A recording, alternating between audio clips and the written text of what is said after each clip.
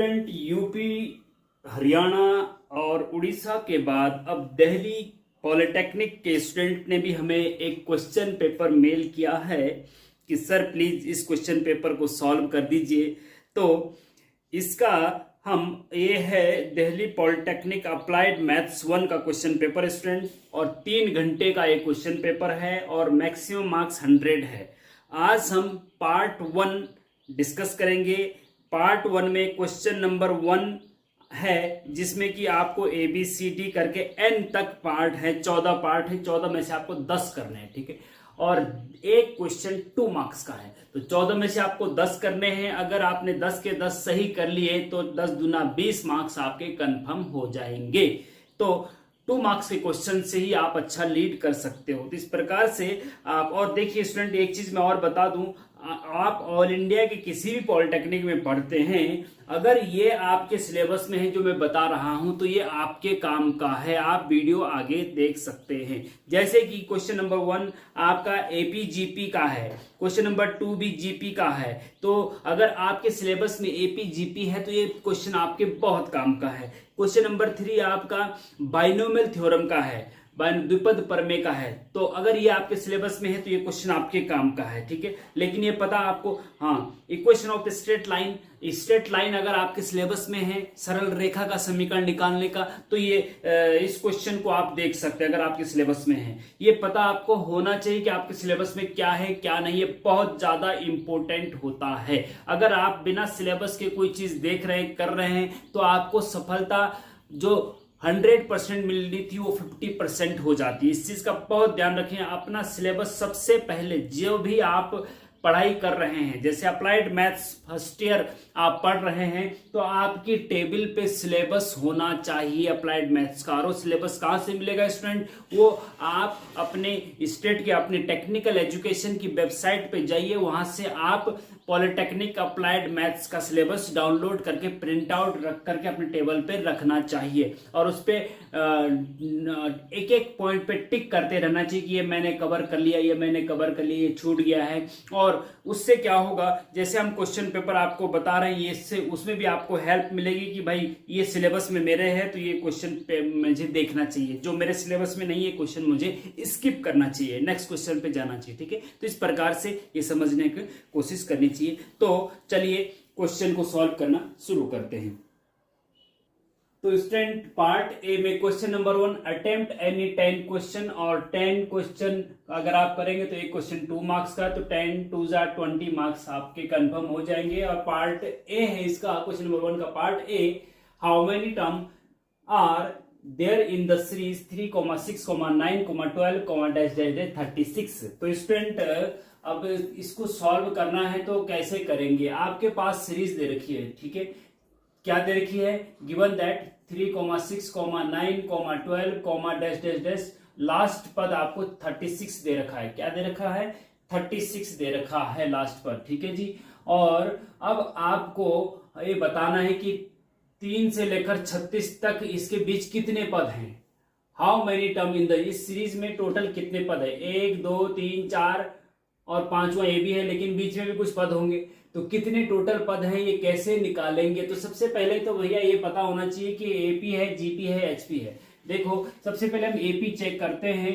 AP जब भी check करना हो तो सेकंड पद माइनस फर्स्ट पद बराबर होना चाहिए थर्ड पद माइनस सेकंड पद, बस। अब देखो सेकंड पद यहाँ पे क्या है? 6 है, फर्स्ट पद क्या है? 3 है, तो 6 - 3 बराबर होना चाहिए थर्ड पद माइनस सेकेंड पद, 9 - 6, 9 - 6। तो देखो यहां से क्या मिल रहा है? 6 में से 3 गए 3, और 9 में से 6 गए 3, तो इसका मतलब ये AP है। इसका मतलब 3 बराबर 3 आ रहा है ना। सेकंड पद में से फर्स्ट पद घटाया 3 आया, थर्ड में से सेकंड घटाया तब भी 3 आया, ठीक है जी। मीन्स इन, हाँ, तो इसका मतलब ये AP है। AP अर्थमेटिक प्रोग्रेशन, समांतर श्रेणी है, तो ये क्या है जी? AP है जी, अर्थमेटिक प्रोग्रेशन है। इनके बीच में अंतर सेम होना चाहिए। एक दूसरा तरीका ये भी है, देखो 3 का अंतर है ना, 3 जोड़ेंगे 3 में तो 6 आएगा, 3 में 6 में फिर 3 जोड़ेंगे तो कितना है? 9, 9 में फिर 3 जोड़ेंगे तो कितना है? 12, 12 में 3 और जोड़ेंगे तो कितना है? 15। इस टाइप से भी आप देख सकते हैं, ठीक है ना। तो ये पता चल गया ये AP है। अब हमें निकालना है कि यहां से यहां तक कितने पद हैं। तो माना n पद है, माना n पद है, माना या let n term in the series AP, ठीक है। माना इस सीरीज में n पद हैं, ठीक है। n पद हैं मतलब यहां से यहां तक n पद है, मतलब n हमें निकालना है, n हमें क्या है, निकालना है, ठीक है जी। अच्छा अब देखो इसमें फर्स्ट टर्म क्या है जी, फर्स्ट टर्म को हम a से डिनोट करते हैं। नाउ फर्स्ट टर्म को a से, याद रखना इस चीज को, फर्स्ट टर्म को a से डिनोट करते हैं एपी जीपी में। डिटेल लेक्चर नहीं पढ़ा तो डिटेल लेक्चर नीचे डिस्क्रिप्शन में जाके देख लीजिए। a बराबर 3 और एक होता है d, एपी जीपी में, सॉरी एपी में एक a होता है, एक d होता है। d मतलब सार्वांतर या कॉमन डिफरेंस, जो सेकंड पद में से फर्स्ट पद या फिर थर्ड में से सेकंड पद में से निकलता है, जो कि आपका 3 निकल गया, ठीक है जी। इसको बोलते जो इनके बीच में डिफरेंस होता है उसको d कहते हैं, कॉमन डिफरेंस, ठीक है, वो d हो गया। अच्छा एक होता है l मतलब लास्ट टर्म, l मतलब लास्ट टर्म, और लास्ट टर्म यहाँ पे 36 है, 36 है, l मतलब लास्ट टर्म, और n हमें निकालना है। Now we no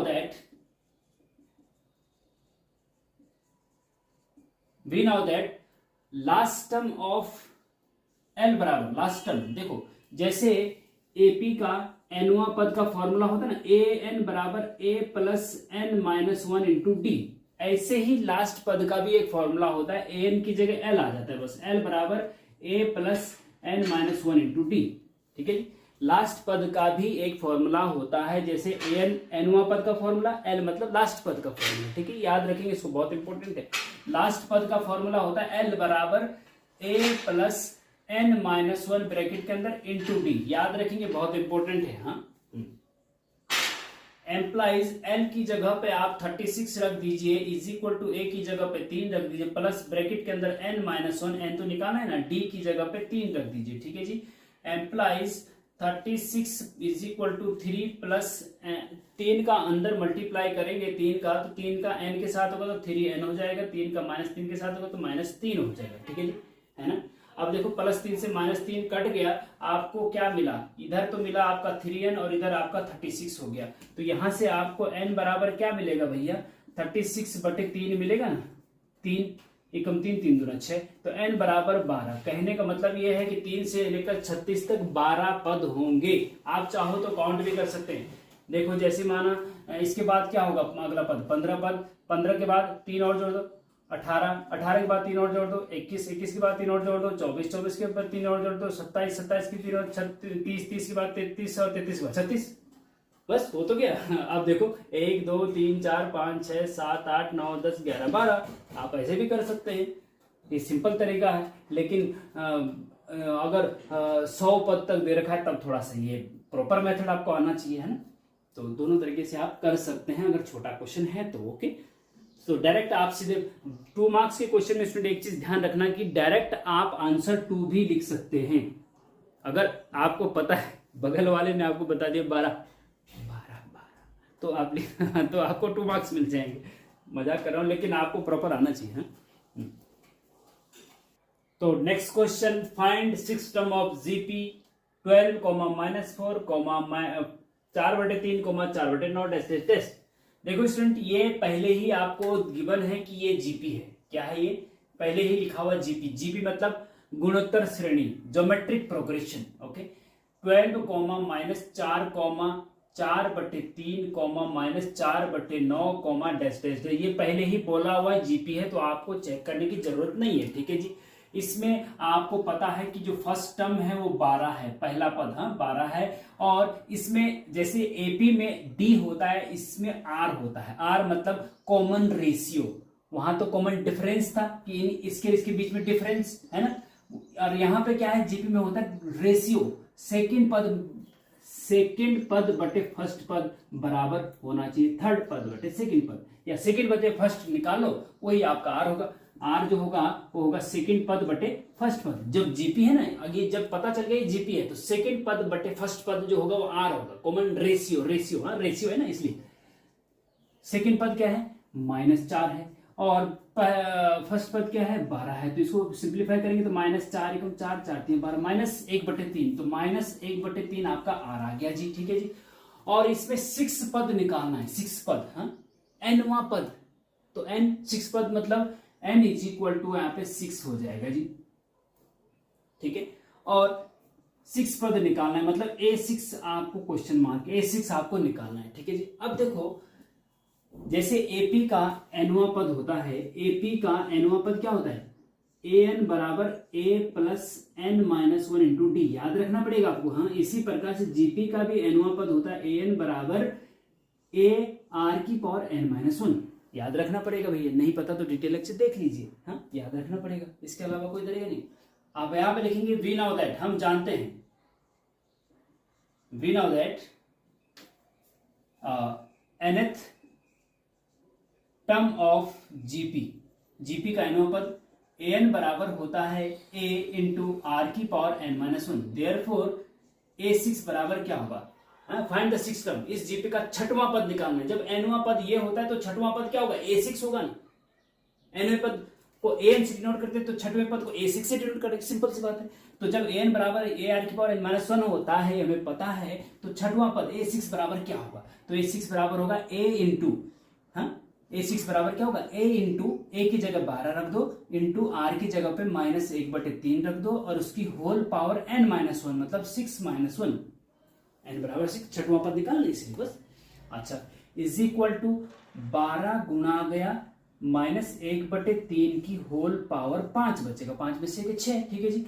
is equal to 12 गुना गया, देखो अब देखो -1/3 है, तो -1 की पावर 5 और 3 की पावर 5, -1 की पावर 5 क्या होती है, -1 ही होती है, -1 ही होती है, क्योंकि माइनस की पावर जब ऑड होता है, विषम संख्या होती है, तो -1 ही आता है। अगर सम संख्या होगी पावर में तो प्लस हो जाता है। ठीक है, तो -1 की पावर 5 तो -1 ही रहेगा, बटे 3 की पावर 5, तो 3 की पावर 5 को आप 3 की पावर 5 का मतलब है कि 3 को 5 बार गुणा कर दो, 3 गुणा 3 गुणा 3 गुणा 3 गुणा 3, तो आप ऐसे भी कर सकते हैं, देखो देखो 3 गुणा 3 गुणा 3 गुणा 3 गुणा 3, 1 2 3 4 5, 3 की पावर 5 को आप ऐसा लिख सकते हैं भैया। ठीक है ना, ये मैंने ऐसा क्यों किया, क्योंकि इससे ये कट रहा है, 3 3 चौके 12, ठीक है, ये कट गया ना, इसलिए किया मैंने।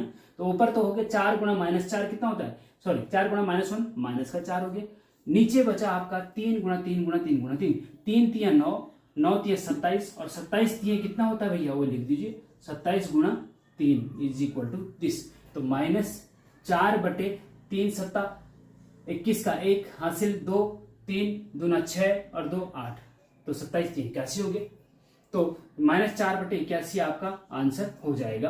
क्योंकि ये अब मतलब कि इस जीपी का छठवां पद जो होगा वो -4/81 होगा। पहला पद, दूसरा पद, तीसरा पद, चौथा पद क्या है -4/9, इसी प्रकार से छठा पद क्या होगा -4/81 होगा।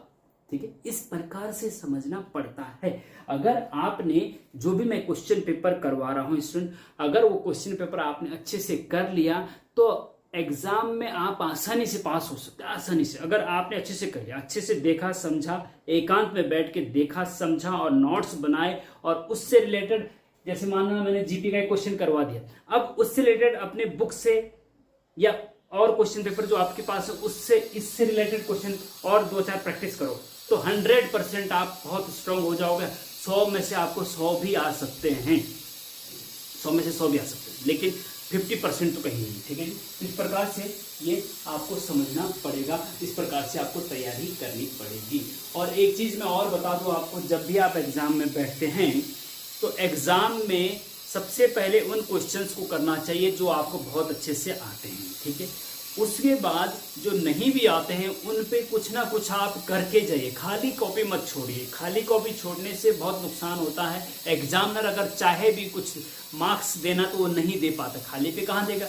अगर आपने कुछ लिखा हुआ है, चाहे गलत भी कुछ है, तो कुछ ना कुछ मार्क्स अगर एग्जामिनर दे दे तो आप पासिंग मार्क्स के आसपास पहुंच जाते हैं, अगर आप कमजोर भी हैं मैथमेटिक्स में बहुत ज़्यादा तो। ठीक है, तो इस प्रकार इस चीज़ का जरूर ध्यान रखिएगा। तो चलते हैं नेक्स्ट क्वेश्चन पे। तो next question student, right the 9th term of 1 plus 2x की होल पावर 12। ये जो 1 प्लस 2x की होल पावर 12 है, इसका अगर प्रसार कर दें, देखो बाइनोमियल है ये, द्विपद प्रमेय का क्वेश्चन है, 1 प्लस 2x, ठीक है, की होल पावर 12। इसका जब प्रसार करते हैं तो पदों की संख्या 13 निकलेगी, क्योंकि जब पावर 12 होती तो पदों की संख्या एक ज्यादा मतलब 13 होगी। तो 1 2 3 4 5 करके 13 पद होंगे, उसमें 9वां पद कौन सा है ये बताना है। तो कैसे निकलेगा भैया 9वां पद? देखो एक तो ये है कि इसका प्रसार करके देख लो 9वां पद कौन सा है। दूसरा ये है कि आपको general term of binomial theorem पता होना चाहिए। देखो कैसे करते हैं, ध्यान से देखिएगा, बहुत इंपॉर्टेंट है, ये आपको पता होना चाहिए। वी नो दैट, हम जानते हैं कि क्या जानते हैं हम, कि x प्लस ए की पावर n का जनरल टर्म होता है, क्या होता है, x प्लस ए की होल पावर n का जनरल टर्म क्या होता है, टी आर प्लस 1 बराबर एन सी आर एक्स की power n minus R A की पावर r। भैया ये आपको याद होना चाहिए, इसका मैं कुछ नहीं कर सकता, अगर ये आपको याद नहीं तो मैं कुछ नहीं कर सकता, ठीक है जी। बाइनोमियल थ्योरम के डिटेल लेक्चर नीचे डिस्क्रिप्शन में, वहां जाके डिटेल लेक्चर देख लीजिए अगर पता नहीं तो। टी आर प्लस 1 बराबर एन सी आर, आर ये वाला होगा यहाँ पे, एन मतलब जो एक्स प्लस ए की होल पावर जो पावर में है वो एन है, और आर ये वाला है जो यहाँ पे है, और एक्स ये वाला जो बाइनोमियल का पहला पद है एक्स, उसमें दिस माइनस दिस किया जाता है, फिर सेकेंड पद की पावर जो नीचे वाला है वो रखा जाता है, ठीक है जी। अब यहाँ पे जब टी आर प्लस 1 बराबर ये है, देयरफॉर T9 बराबर क्या होगा, हमें T9 निकालना, राइट द नाइन्थ टर्म 9वां पद निकालना भैया। तो 9वां पद कैसे निकालेंगे, T9 कैसे निकालेंगे, तो T9 को TR प्लस 1 के रूप में बदलना पड़ेगा, हाँ? मतलब 8 प्लस 1 लिख सकते हैं इसको।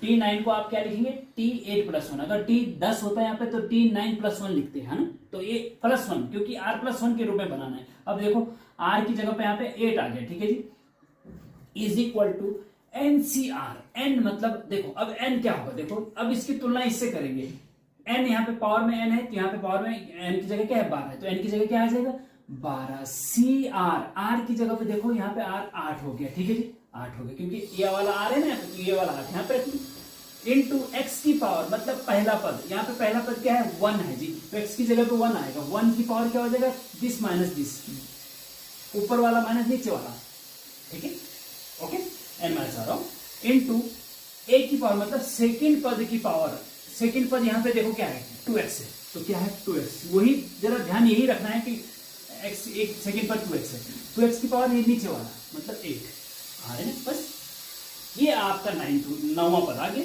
सॉल्व कर लो इसको, कैसे सॉल्व करेंगे भैया, देखो 12CR को आप 12C4 लिख सकते हैं, क्योंकि एक formula NCR is equal to NCN minus r, NCR को आप NCN माइनस आर लिख सकते हैं, तो 12C8 को आप 12 माइनस 8 लिख सकते हैं, तो 12C4 आएगा, क्योंकि नीचे नंबर जितना छोटा होगा उतना कॉम्बिनेशन को सॉल्व करने में आसानी होगी, इसलिए हमने इसको छोटा कर दिया, ठीक है। डिटेल लेक्चर परमुटेशन कॉम्बिनेशन के नीचे डिस्क्रिप्शन में है या प्लेलिस्ट में जाके देख लीजिए, बहुत अच्छे से हमने बना रखे हैं। अगर आप परमुटेशन कॉम्बिनेशन के बारे में आपको जानकारी नहीं है तो सी मतलब कॉम्बिनेशन हो गया, 1 की पावर कुछ भी हो भैया 1 ही होता है, तो ये तो 1 हो गया, ठीक है, ये तो 1 हो गया, इनटू फिर 2x की पावर 8, 2 की पावर 8, चलो 2 की पावर 8 ही रखते हैं फिलहाल, इंटू x की पावर 8, अलग अलग कर दो, क्या दिक्कत आ रही है, ये हो गया। अब यही आपका आंसर होना चाहिए, इससे आओ तो थोड़ा सिंप्लीफाई कर लीजिए भाई, 12C4 को आप लिख सकते हैं 12 गुना 11 गुना 10 गुना 9, 9 10 11 12, ठीक है, 4 पदों तक, क्योंकि नीचे 4 है ना, इसलिए 12 से एक एक कम करके शुरू करते हैं, और जितना नीचे नंबर होता है उतने पदों तक ले जाते हैं, तो 4 पदों तक, हाँ, नीचे 4 को खोल दो पूरा, 4 गुना 3 गुना 2 गुना 1, तो 4 पद ऊपर 4 पद नीचे, ये परमुटेशन कॉम्बिनेशन को खोलने का तरीका है, शॉर्टकट तरीका, ठीक है। डिटेल लेक्चर जाके देख लीजिए, अगर नहीं पता तो प्लेलिस्ट में जाके मैथ्स गुरुजी NMTL प्लेलिस्ट में जाके देख सकते हैं ना।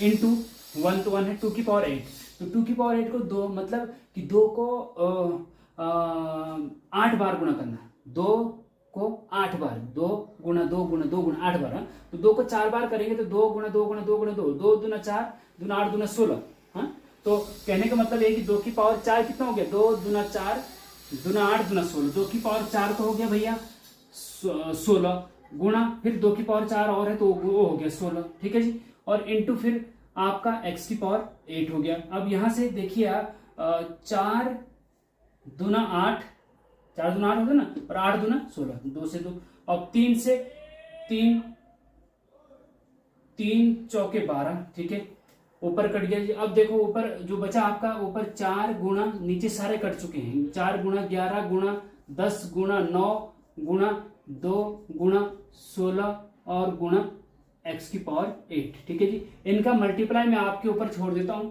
क्योंकि यहाँ पे मैं समय बर्बाद नहीं करना चाहता, आप अपने आप कैलकुलेशन करके जो आएगा आपका आंसर हो जाएगा जी, ठीक है जी।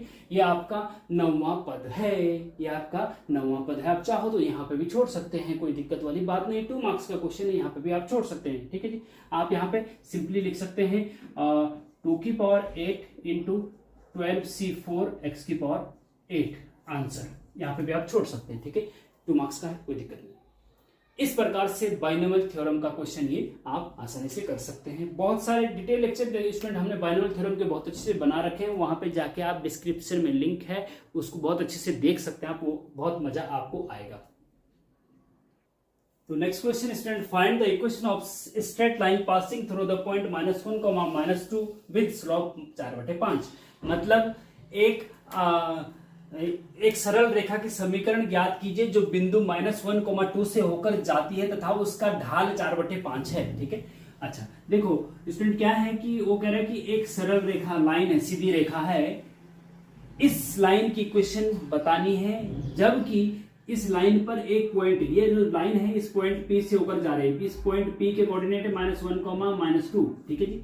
इस पॉइंट P से होकर जा रही है और इस लाइन का जो स्लोप है m से डिनोट कर सकते हैं, स्लोप को हम m से, ढाल को हम, वो आपको दे रखा है 4/5, 4/5। तो इस लाइन का स्लोप दे रखा है और एक बिंदु दे रखा है इस लाइन पे, और तो इस लाइन की इक्वेशन बतानी है। तो जब भी किसी सरल रेखा की इक्वेशन बताने के लिए पूछा जाए स्टूडेंट, तो आपको 2 चीज की जरूरत पड़ती है, 2 चीज की जरूरत पड़ती है। एक ढाल पता होनी चाहिए, स्लोप पता होना चाहिए, और एक उस पे बिंदु होना चाहिए। बस अगर ये 2 चीज पता है तो आप उसकी इक्वेशन आसानी से निकाल सकते हैं। और यहाँ पे पता है, गिवन है, पहले ढाल भी दे रखी है, बिंदु भी दे रखा है, ठीक है जी। बिंदु को हम x1 और y1 से डिनोट कर सकते हैं, x1 की जगह -1 और y1 की जगह -2, और m आपका स्लोप होगा 4/5, ठीक है जी। तो कैसे सॉल्व करेंगे, ठीक है, इसको हम लिखेंगे, यहां पे लिखेंगे आप वी नाउ दैट, कि हम जानते हैं। अगर आप नहीं जानते स्टूडेंट तो नीचे डिस्क्रिप्शन में स्ट्रेट लाइन के डिटेल लेक्चर है, वहां जाके आप देख लीजिएगा, क्योंकि ये आपको जानना जरूरी, तभी आप इसको कर सकते हैं। इसीलिए मैंने लिख दिया कि वी नाउ दैट, हम जानते हैं, हम जानते मतलब आप भी जानते हैं, आप भी जानते हैं। नहीं जानते तो पहले उसको पढ़ लीजिए भैया ढंग से। हाँ, we now that point slope form, देखो point slope form of straight line is, मतलब सरल रेखा की बिंदु ढाल रूप। देखो सरल रेखा के 4-5 रूप बता रखे हैं हमने डिटेल लेक्चर में, कि कौन कौन से, 2 बिंदु रूप भी होता है, पॉइंट स्लोप फॉर्म भी होता है, इंटरसेप्ट फॉर्म भी होता है, ठीक है। तो पॉइंट स्लोप फॉर्म आपको याद होना चाहिए, वो होती है student y - y1 is equal to m into bracket के अंदर x - x1, ठीक है जी।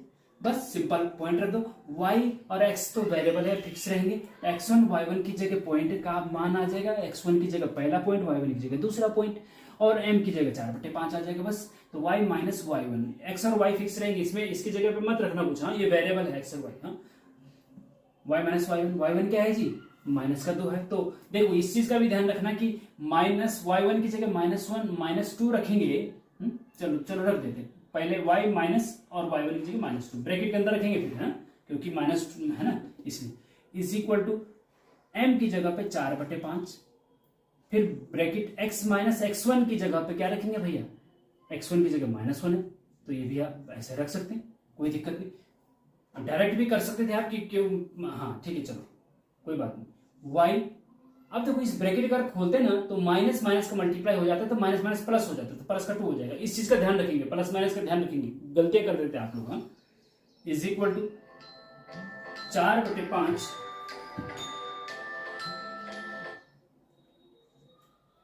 ब्रैकेट के अंदर x माइनस माइनस प्लस हो जाएगा, +1, ठीक है जी, ये हो गया।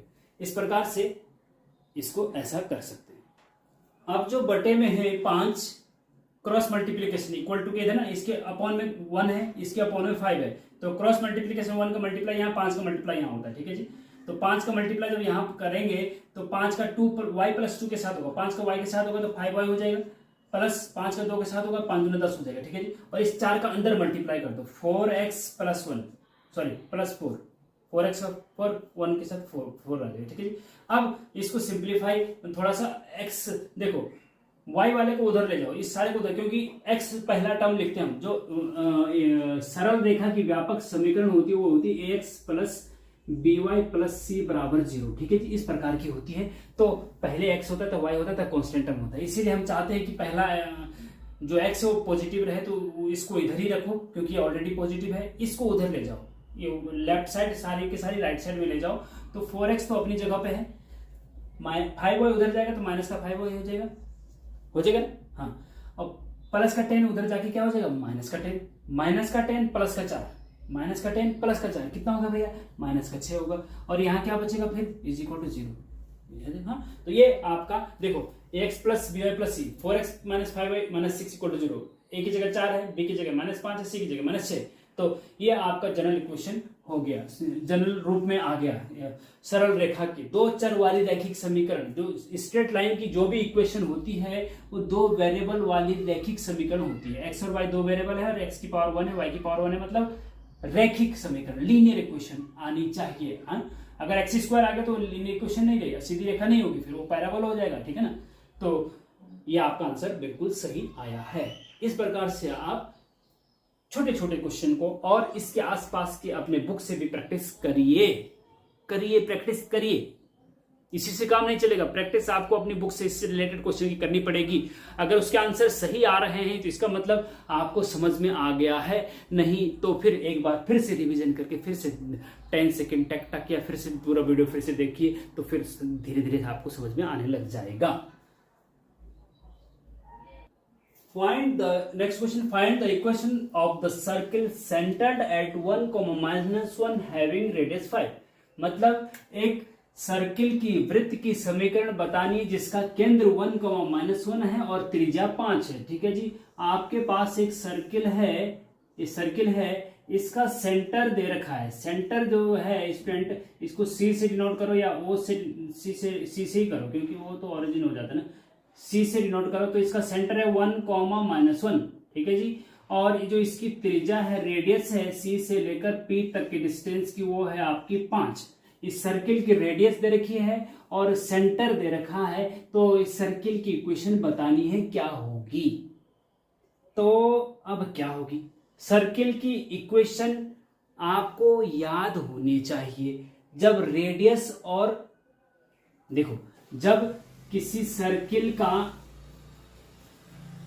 सेंटर दे रखा है h, k और रेडियस दे रखी है r, तो सर्किल की इक्वेशन होती है x - h का whole square plus y - k का होल स्क्वायर बराबर r²। ये आपको याद होना चाहिए भैया।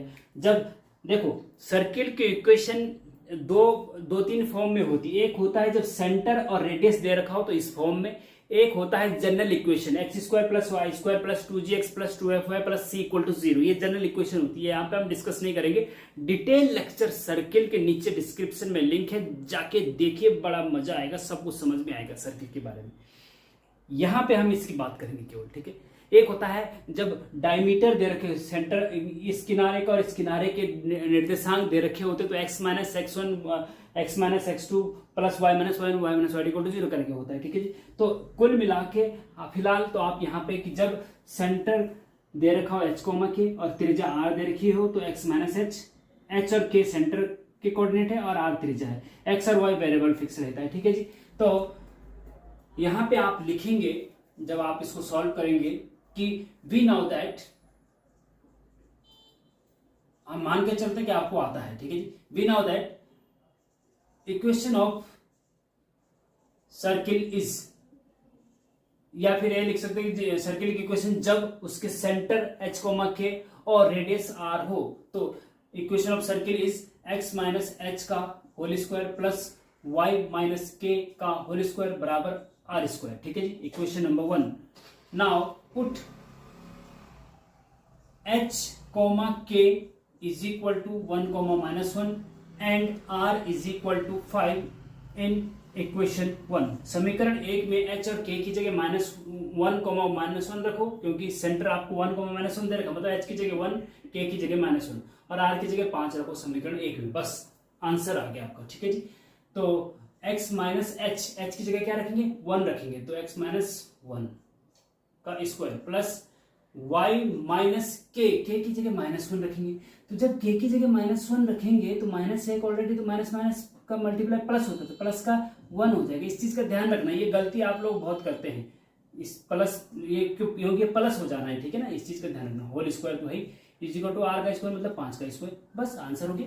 आप चाहो तो इसको सिंप्लीफाई कर दो, होल स्क्वायर खोल दो और 5 का स्क्वायर खोल दो, अदरवाइज यहीं पे आप आंसर छोड़ सकते हैं। आंसर 2 मार्क्स का क्वेश्चन, यहाँ पे आंसर आप छोड़ सकते हैं। 5 का स्क्वायर 25 लिख दो, क्या दिक्कत आ रही है ना। इस प्रकार से इसको आप करेंगे। सर्किल का है, ये बहुत इंपॉर्टेंट है। ठीक है, अब देखो student, next question, find the slope of a line perpendicular to the line 2x plus Y plus 3 equal to 0। मतलब एक लाइन दे रखी है, ये इस लाइन के परपेंडिकुलर एक दूसरी लाइन है, उसका स्लोप निकालना है, उसकी ढाल बतानी है, क्या होगा। देखिए आपके पास एक लाइन दे रखी है भैया, ये ठीक है जी, ये लाइन है, ये वाली जो गिवन है, ये है आपका 2x plus Y plus 3 is equal to 0। इस लाइन की इक्वेशन ये दे रखी है। ठीक है, अब इस लाइन के देखो, line perpendicular to the line, इस लाइन के परपेंडिकुलर ये लाइन है। परपेंडिकुलर मतलब ये जो ये L1 लाइन हो गई, ये आपकी L1 लाइन हो गई, ये आपकी L2 लाइन हो गई। तो ये L1 लाइन L2 लाइन के परपेंडिकुलर है, या L2 लाइन L1 लाइन के परपेंडिकुलर है। मतलब L1 और L2 के बीच में कितने डिग्री कोण है, 90 डिग्री का, तभी तो परपेंडिकुलर होता है,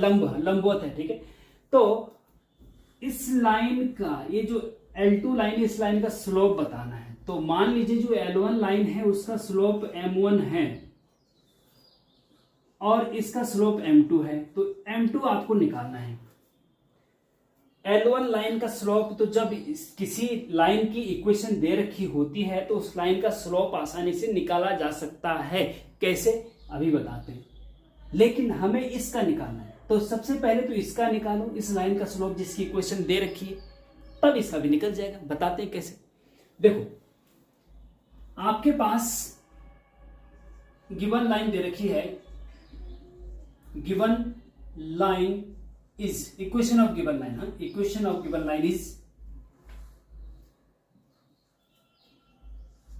2x plus Y plus 3 is equal to 0। ठीक है, ये equation. Therefore slope of line L1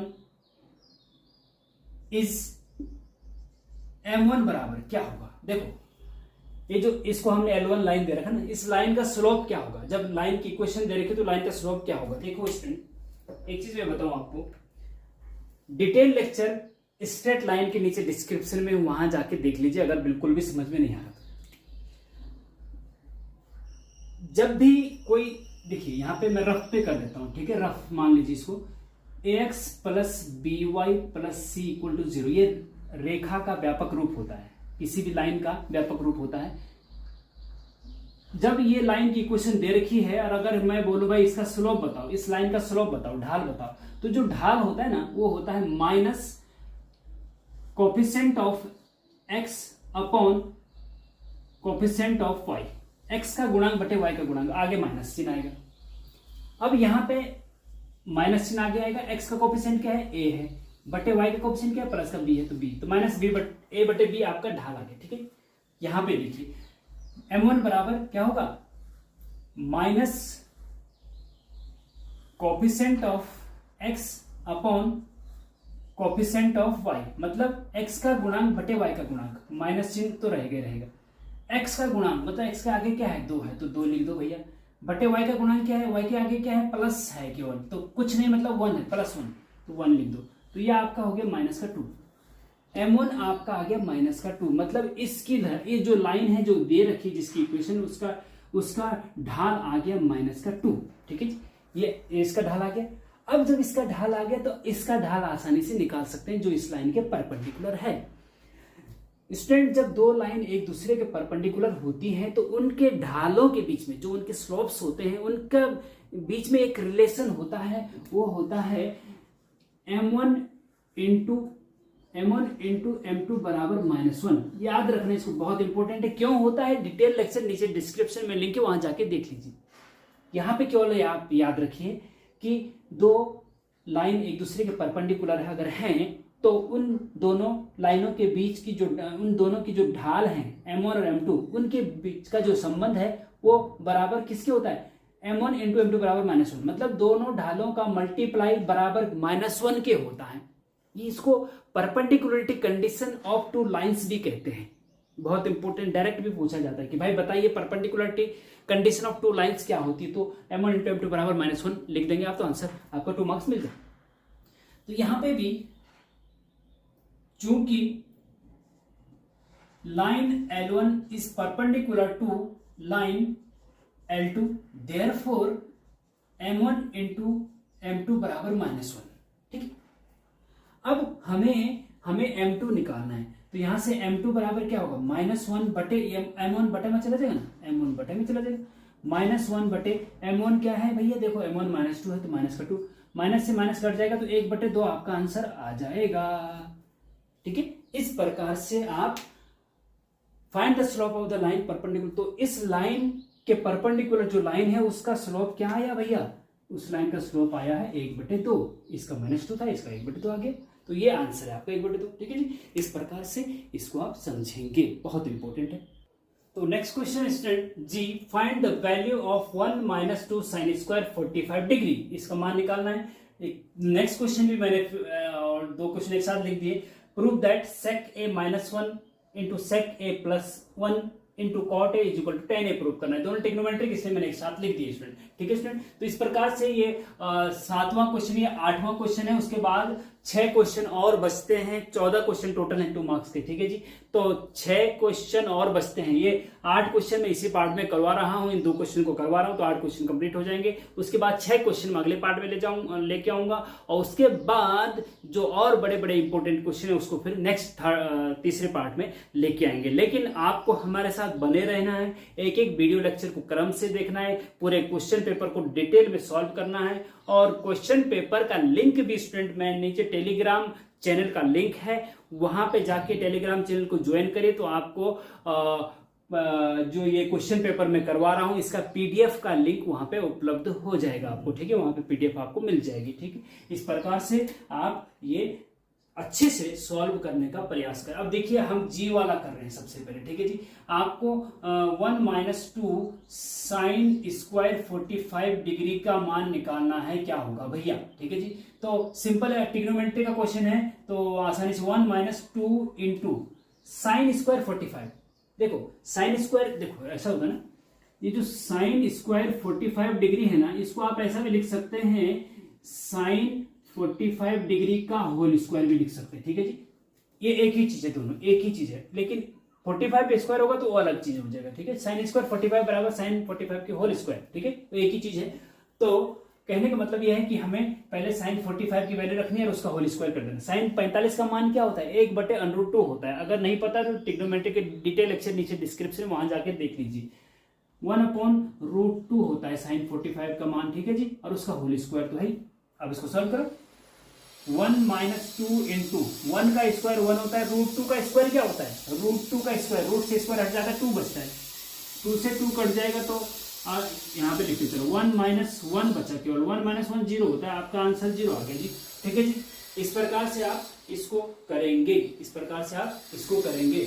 अब मैं चलता हूं, मैं मिटा दे रहा हूं इसको। अगर आपने नहीं नोट कर पाया तो टक टक करके 10 सेकेंड पीछे जाइए, तो वहां से आप मिल जाएगा। ठीक है जी, अब एच वाले क्वेश्चन को करेंगे, तो इसमें लेफ्ट हैंड साइड लीजिए। लेफ्ट हैंड साइड ये है, राइट हैंड साइड प्रूव करनी है ना, प्रूव दैट लिखाओ ना, तो सिंपल सी बात है भैया।